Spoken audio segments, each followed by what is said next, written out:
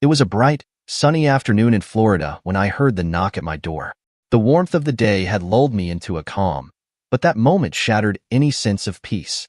I wasn't expecting anyone. I opened the door, and for a brief second, I caught a glimpse of her, a flash of familiar, but hateful, eyes. Before I could register what was happening, her thug of a boyfriend barged past her and into the doorway with all the force of a storm. There was no time to react. His fist came at me like a hammer, slamming into my face with a sickening crack. I felt the bone of my nose snap under the pressure, blood immediately pouring down, blurring my vision.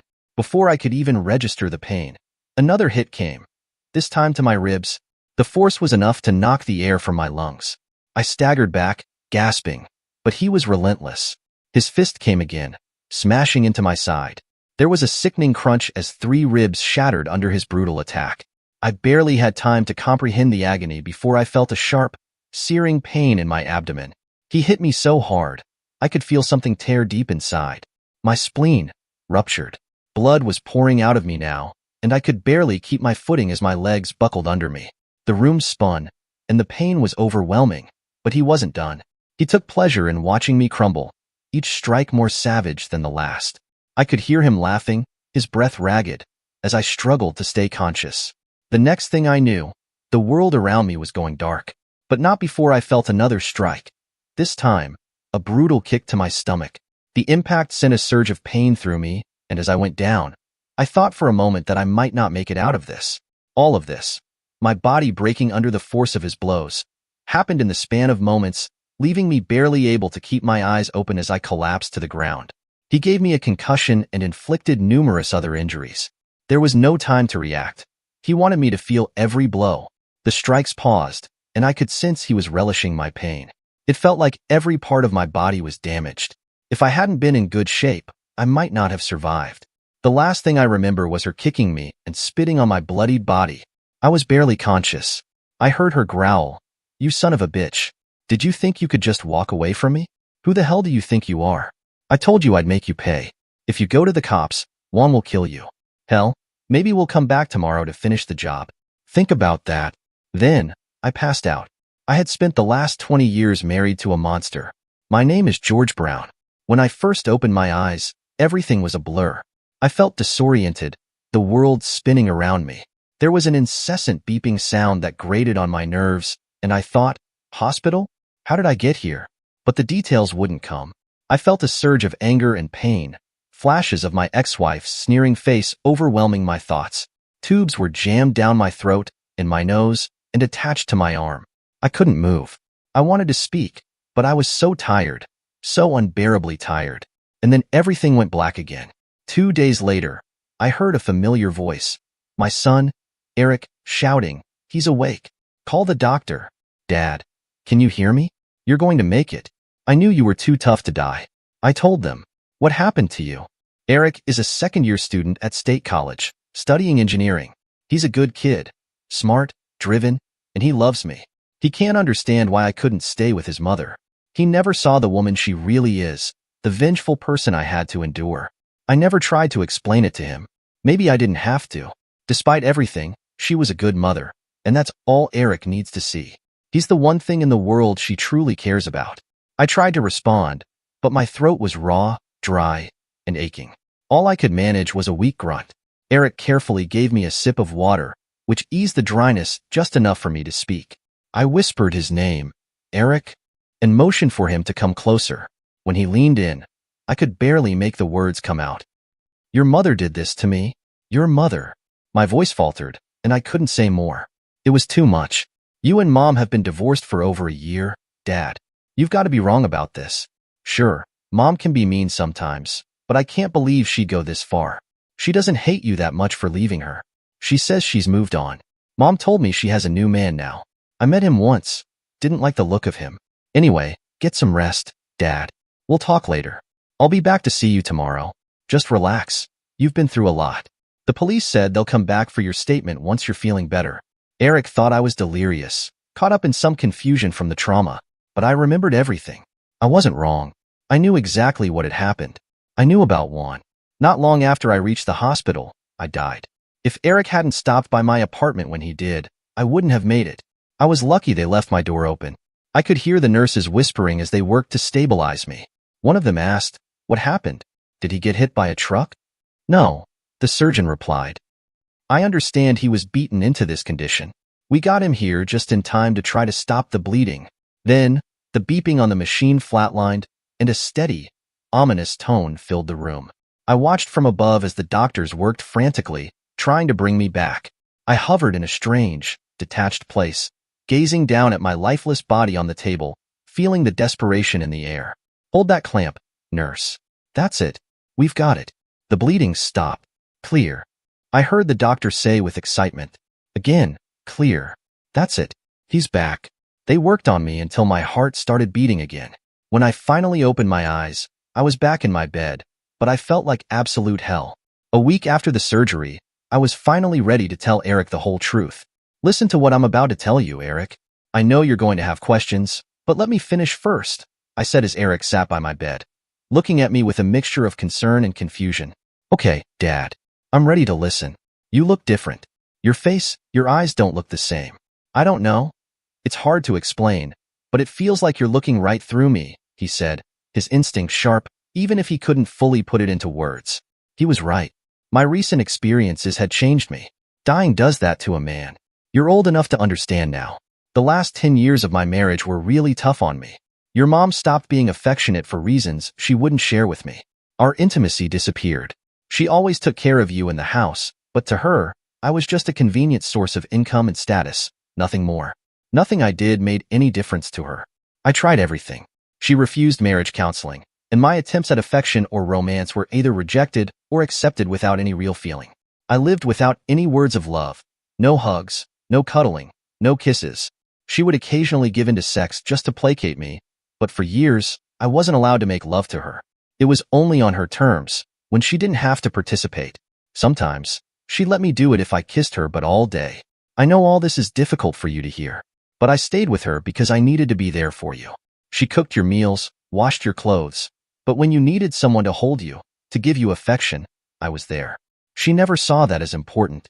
She never understood that emotional support mattered. I couldn't trust her emotionally, and now, looking back, I realize I should never have trusted her at all. If I'd known she was cheating on me, I would have kicked her to the curb. I didn't want to be an absentee father. I didn't want to see the truth of what was really happening. You needed me, and I stayed because of that. But when you went off to college, I realized that was the moment I couldn't ignore it anymore. I told her it was over. "Diana, I wish I was wrong, but you don't love me. If you ever did, it's clear you haven't for a long time. I finally understand why you didn't need sex from me. I can't ignore the evidence anymore. I see it now. My love for you has been dying for years. There are women out there who could appreciate a man like me. I know that now, but the final straw was when I saw you. I think you've cheated on me over and over. I've put up with your lies and excuses long enough. I refuse to see you for who you really are, but my denial is over. I'm done with you. We're through. We'll sell the house, split the equity and investments right down the middle. I'm not taking care of you anymore. That should leave you in good shape for quite some time." "What are you talking about, George? I didn't do anything wrong," she cooed, trying to calm me down. "I know I've neglected you, but I'll do better. Think about Eric. What will a divorce do to him? Come over here, and let me make it up to you." It was only with one once. I was discreet. "It didn't mean anything, honey." She tried to look seductive and innocent at the same time, but failed miserably. "It won't work this time, Diana. Eric's a man now. You can't use him as a weapon anymore, and frankly, I don't care about your excuses. I saw you. I saw you having sex on the dance floor with that gorilla. I saw you go into his apartment, and then leave 3 hours later, looking like you'd just been screwed. I've realized now that you've been cheating on me for years, maybe from the very beginning, but it doesn't matter anymore. I'm done. You're a fraud. You're a self-centered, manipulative bitch. You've been pretending to be my wife for far too long. That's not true. I love you. Shut up. Yes, it is, and you know it. All you care about is your public image. You took pride in how much you could take and how little you ever gave. The only control you had over me was what I let you have. It took real strength to honor my vows while being treated like crap. I tried to do the right thing. But did you ever stop to think about the consequences of your neglect and abuse?" She was silent, unable to respond. She knew the game was over. I could see the wheels turning in her mind as she scrambled for a new tactic. "I'm so sorry. I'm sorry I haven't been a good wife, for betraying your trust. Please forgive me. Give me another chance. I love you. Please, don't end our marriage. It was just sex with Juan. It was only one time. You have to believe me. I love only you. I can't live without you. I need you. You're my rock, she whimpered, tears streaming down her face. There was a time when I would have been moved by this, when I might have believed her. She was almost convincing, but not anymore. Here's a copy of the private investigator's report. I didn't even need to look at it, I said, tossing her a manila envelope. If your lips are moving, you're lying. You've been sleeping with this guy for months, and I suspect there were others before him. You're just trying to protect your comfortable little life. I had him checked out. He's some kind of muscle for some very bad people. I think you deserve each other. He's a vicious animal, and you're a lying 304. This conversation is over. Screw whoever you want. I'm already packed. My lawyer's card is on the dresser. I don't have any more time to waste on you. I'll be fair, but don't fight the divorce. I wouldn't want to send a copy of that envelope to your family and all your high society friends. Her face hardened. You a-hole. You took your time to grow a set of balls, didn't you? You can't threaten me. If you walk out on me, I'll make you pay. You know I'll find a way. Now forget this madness and calm down and have sex with me. I couldn't believe my ears. She still had no idea who I really was. You still don't get it. Have sex with you, bitch. It's over. I never want to touch you again, and I hope I never lay eyes on you again. You are out of your mind and out of my life, I said, walking out, leaving her forever. When I opened my door over a year later, Juan rushed in and attacked me. He worked me over pretty good. He took his time, savoring every strike to maximize the pain. Your mother watched the whole time. She wanted to torture me. He wanted to slowly kill me. Have you talked to the police? Did you tell them what happened? Eric asked, concern in his voice. No, and you won't either, I replied, my voice flat, emotionless. Why not, Dad? He almost killed you. They shouldn't be allowed to get away with this. She's my mother, but I'm ashamed of her. How did she think she was going to get away with hurting you like this? One day you can ask her. Right now, I'd prefer it if you said nothing about me. I want her to think about what I'll do next. She's no doubt looking for one to protect her. You should know they did kill me. I died on the operating table. The doctors brought me back. I'll deal with both of them in my own way, in my own time. Damn, I didn't know that. Oh my God. I don't know what I would do without you. I don't know what to say. You're not going to hurt her, are you, Dad? He couldn't stop caring about his mother. I understood. No physical harm will come to your mother by my hand. I promise you that. But I won't rest until justice is done. They took something from me, and I want it back. What's that, Dad? My pride, son. My pride. I won't sleep until I make this right. The vacant look in my eyes scared him. I guess you have to do what you have to do, Eric said, his voice full of concern. I never knew she was capable of something like this. One looks dangerous, and he's about 240 pounds, Dad. You're too much of a nice guy to get tangled up with him. Let the police handle it. What are you going to do? Don't worry about me, son, I replied, trying to reassure him. It's better if you don't know what I'm going to do. The nice guy you're describing died on that operating table. Juan and your mother should be the ones who are afraid now. Once I was strong enough, I began gathering the tools I'd need to deal with my ex-wife and Juan. Among the items were a collapsible baton and a stun gun. The clerk explained how it worked to me. Generally, a quarter-second shock will startle the attacker, causing short-term pain and muscle contractions. 1 or 2 seconds will cause intense pain and contractions and might drop him. Over 3 seconds, the attacker will be in serious trouble. He'll collapse and remain unconscious for several minutes. I decided to handle Juan first. I waited for him to leave his condo, and as he turned toward his car, I gave him a 4-second jolt from the stun gun. When he came to, he was cuffed and bound in the back of my car. I pressed a chloroform-soaked handkerchief over his face, and he drifted off again. By the time he woke up, he was standing on the trunk of his car, his hands tied above him and secured to a tree branch. Where am I? Why am I here? Who are you? He strained to make out my figure in the dim light as I stepped closer. Do you recognize me now, Juan? I said, my face becoming clear to him. I've been planning this moment for a long time. Let me go now, and I might let you live. Consider this a warning. You're warning me, Juan? I'm shaking in fear. How many people have you hurt this week, this month, this year? You're a terrible person, and you nearly killed me.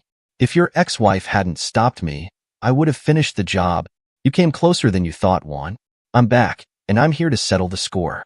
Was she worth your life, Juan? Was she? Because that's the price you'll pay for her. I clicked open the baton. I'm still carrying the pain from what you did to me, Juan. It's only fair I return that gift of pain. I could see the fear in his eyes. I saw you flinch, Juan. Let's see how tough you really are. You don't have the guts to… What, Juan? You think I don't have the guts to do this? I struck his right kneecap with the baton. He would have collapsed, but the rope held him upright. He groaned, struggling to balance on his left leg, but it didn't last long before I shattered the other kneecap. The pain was overwhelming, and he let out a strange, guttural sound. Finally, he was experiencing the suffering he had inflicted on so many others. I could see that he was starting to slip into shock. We're in the Everglades, Juan. I could leave you here to the mercy of the alligators, insects, and other creatures. But I'll take a more civilized approach. Directly behind you is a pool of quicksand. After I cut you free, I'm going to remove the brake from your car and send it down the hill. Then, I'll walk to the road not far from here and go home, reflecting on the brief time we've known each other. Do you have any last words, Juan? Kiss my butt, he managed to grit out through clenched teeth. I gave him another brief jolt with the stun gun. That seemed to get his attention. When he regained consciousness, I cut him down and he collapsed onto his car. Pure hatred was evident on his face, but I felt nothing. No anger, no compassion, not even hatred, just emptiness. I have a date with your girlfriend, so I'll be going now. Hold on, Juan. I wouldn't want you to fall off and get run over, I said, releasing the parking brake and giving the car a push. I watched as it slowly rolled backward. Screw you, he yelled, desperately holding onto the car as it disappeared into the mud. My ex never changed the locks on our house, apparently thinking I would never come back. I was sitting in the dark on the couch when she came in. When she turned on the light, she froze. Hello, Diana. What are you doing here? Get out. Juan will kill you if he finds out you're here. I think Juan's days of hurting people are over, dear, I said, with a hint of sarcasm. Sit in the chair over there. We have things to discuss. I will not. I'm leaving and I'm calling Juan. She panicked. She tried to leave, but I quickly approached her and gave her a brief jolt with the stun gun. Her body went rigid, as if someone had struck her. Her legs buckled, and I helped her into the chair. It didn't take long for her to recover. Now, we're going to talk. If you try to leave or touch the phone, I'll put this stun gun on your neck for a few seconds. I promise you won't like that. I know you, George. You would never do that. I'm not the man you married, Diana. Believe me when I say I've become a ruthless, cold-hearted person. Juan knows exactly what I mean. I think I like you better now. What did you do? You're one disturbed woman. Let's just say I took care of some unfinished business. Okay, I'll play along. What do you want? She asked, her voice a mix of fear and contempt, her bravado quickly fading. She must have thought I was going to kill her. Why, Diana? I was fair to you in the divorce. I didn't file for adultery, even though I had more than enough proof. I never tried to hurt you. So why did you feel the need to hurt me? As I spoke, I nervously toyed with the pen in my hand. The more I thought about the divorce, the more I hated you. I wanted to hurt you for abandoning me. In my own way, I always loved you. I couldn't handle the rejection. I had to make you understand how I felt. How did one get involved in all this? I met him at a bar. I told him that you abused me in our marriage and I wanted revenge. He was the perfect pawn for the job. He enjoys hurting people. I wanted to punish you. Juan, however, had his own agenda. I remember the kick you gave me on the way out. It seemed like you and Juan were on the same page. I had to do that. He was going to kill you. It was the only way I could think of to stop him. Some of what you're saying might be true, but I remember the venom in your voice and the force behind that kick. You took pleasure in hurting me. The only reason you're still alive is because I promised Eric I wouldn't kill you. I moved closer to the chair she was sitting in, and she instinctively shrank away in fear. I grabbed her by the hair, pulling hard enough to cause pain, and held the stun gun close to her face, firing it several times. I clicked the pin I had been fiddling with, and she heard her entire confession play back from the digital recorder hidden inside it. My lawyer tells me that a confession from you, backed by the evidence of my injuries, should guarantee that you and Juan will face charges for aggravated assault, kidnapping, attempted murder, and depraved indifference. Some of those charges will stick. You're going to jail, Diana. Now that the recorder was off, I looked at her and said, I promised my son that I wouldn't kill you, but trust me when I say this. I have a devil on the hunt for you. I won't let you live in peace. Every day, you'll beg for death, but I'll make sure you stay alive. It's time to run. With that, I released her and walked away, leaving her to her fate. Diana left town shortly after. The authorities are searching for her. She and Juan are now fugitives on the run. I never heard anything more about her. I don't think they'll ever catch up to Juan. As for Diana, she's been constantly looking over her shoulder, knowing the devil I set after her is still out there. Diana couldn't shake the words I had spoken to her. Every step she took, every shadow she saw, reminded her of the devil I'd promised was hunting her. She felt his presence everywhere, lurking in the corners of her mind, watching her from behind every darkened doorway. The thought of never being able to escape the torment, never being able to find peace, gnawed at her sanity. It didn't take long for her paranoia to escalate. She couldn't sleep, couldn't eat, couldn't stop looking over her shoulder. She started to see figures in the crowds, shadows that seemed to move with her, always just out of sight, but never truly gone. Her eyes darted nervously as she walked down the street, hearing footsteps behind her, voices whispering her name in the wind. Her heart raced. Her breaths came in sharp gasps. The walls of her mind began to close in. One evening, while she was running through the streets, desperately trying to outrun the fear that had consumed her, she began screaming. Her voice cracked as she shouted about a man following her, a devil haunting her every move. People on the street paused, confused and alarmed by her frantic behavior. Her words were incoherent, a disjointed mix of terror and madness. "He's here. He's coming for me. The devil. The devil's after me," she shrieked, her eyes wide with panic. Her screams drew the attention of nearby pedestrians, some of whom called the authorities. Within moments, the sirens grew louder, and soon, police officers surrounded her, trying to calm her down. But Diana couldn't be reasoned with. Her mind was no longer her own, consumed by the paranoia and fear I had planted in her. The officers tried to restrain her, but she fought them, thrashing violently in her frenzy. She was screaming about the devil, about a man who would never stop hunting her. Her words, though full of anguish, only made them believe she was in a state of mental distress. They quickly determined that she needed professional help. Diana was arrested and taken to a mental institution, her world reduced to white walls and sterile silence. The constant whisper of the devil in her mind became her only companion. The staff at the asylum tried to treat her, but it seemed no amount of medication or therapy could quiet the terror she lived with. She was trapped in her own mind, the devil's haunting presence always just out of reach, but never far enough to allow her peace. Her life, once full of plans and choices, had been shattered by the consequences of her actions. The fear that I had instilled in her had taken over, leaving her a broken shell, unable to escape the torment that now defined her existence.